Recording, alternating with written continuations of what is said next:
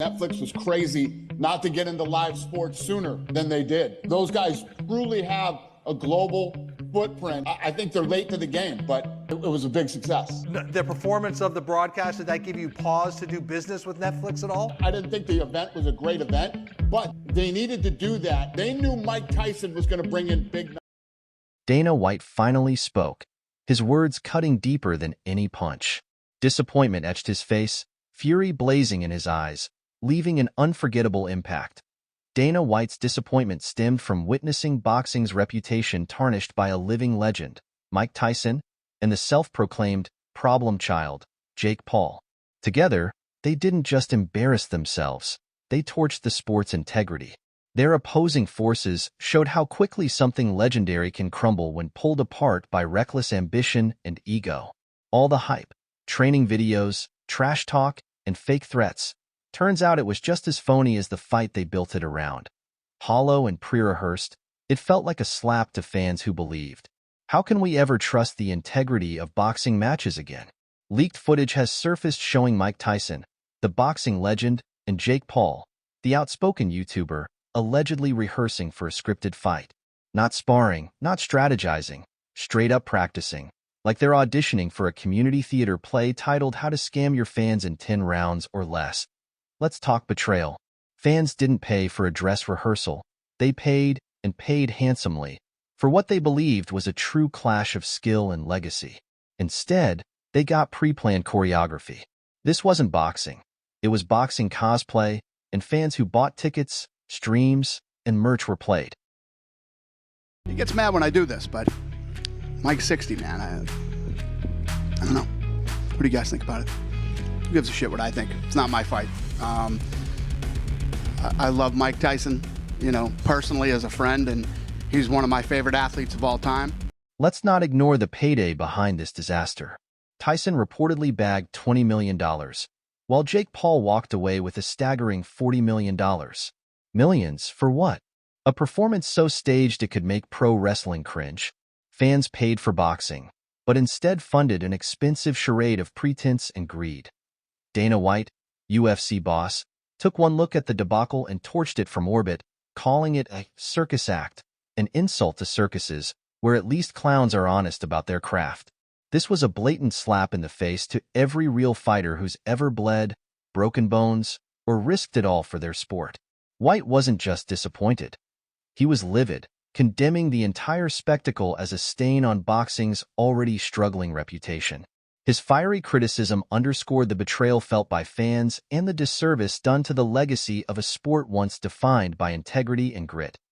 Yes, an actual fight script leaked online before the event, complete with detailed instructions like a bizarre screenplay. Tyson's aggressive opening? Scripted.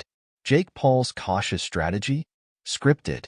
The fifth-round near-knockout drama? Completely scripted.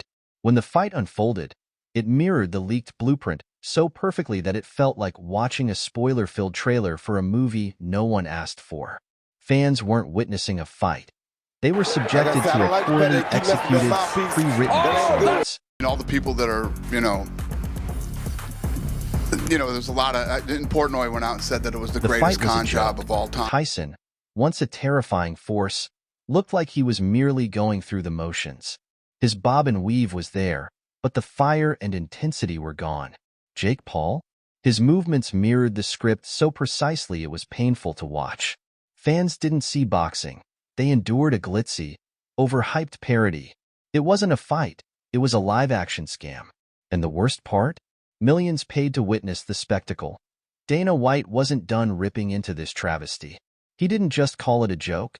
He slammed Jake Paul's entire career. White pointed out the obvious. Paul constantly picks fights with opponents who are either well past their prime or shouldn't be in the ring at all.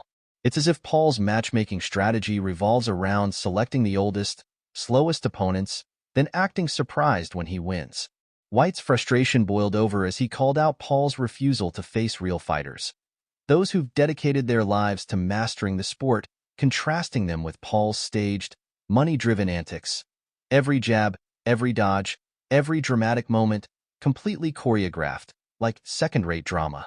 Imagine being Dana White, running the UFC, Other training camp and come in and, I don't like to see guys fighting it. Be a 31-year age difference during that fight, where fighters sacrifice everything for glory. You were used only to watch being Jake Paul the most and Mike hated Tyson guy create this walking into a ring. White didn't sugarcoat What's it like fighting this wasn't someone boxing, that's it was hated bad even more theater. than you are? Dana White didn't hold back on Jake Paul, roasting him for avoiding real opponents and cherry-picking legends long past their prime. He exposed Paul's entire act as a calculated scam, an attempt to inflate his ego without facing genuine risks, all while hiding behind carefully selected, faded names. As for Tyson, Dana White had no sympathy for a legend selling out his name for an easy $20 million payday. White's anger wasn't just about this one fight. It was a warning. Boxing was being hijacked by influencers who equated fake punches and stage drama with real skill. This wasn't a competition. It was a cheap stunt to sell tickets. And honestly, who can disagree? Tyson and Paul just put on a show, one no one wanted to see. Here's the sting. Fans paid for this nonsense, expecting an iconic clash of eras, a true test of skill and grit. Instead, they got a glorified sparring session disguised as a competitive fight. The event raked in massive pay-per-view sales, because let's face it, people love a spectacle. Tyson didn't need the money. He's got a thriving cannabis empire, endorsement deals, and royalties from a career that already cemented his place in history. So why stoop to this level? It's not like he was short on options. He could have spent his time doing anything else. Yet, he chose to attach his name to what's now being branded as one of the biggest jokes in boxing history, tarnishing his legacy for a quick payday. Opening bell rings, Tyson is showing flashes of his old form, which actually happened. As soon as the bell went, Mike Tyson came out with that head movement pushing forward. Immediately he stalks forward with his signature bob and weave style.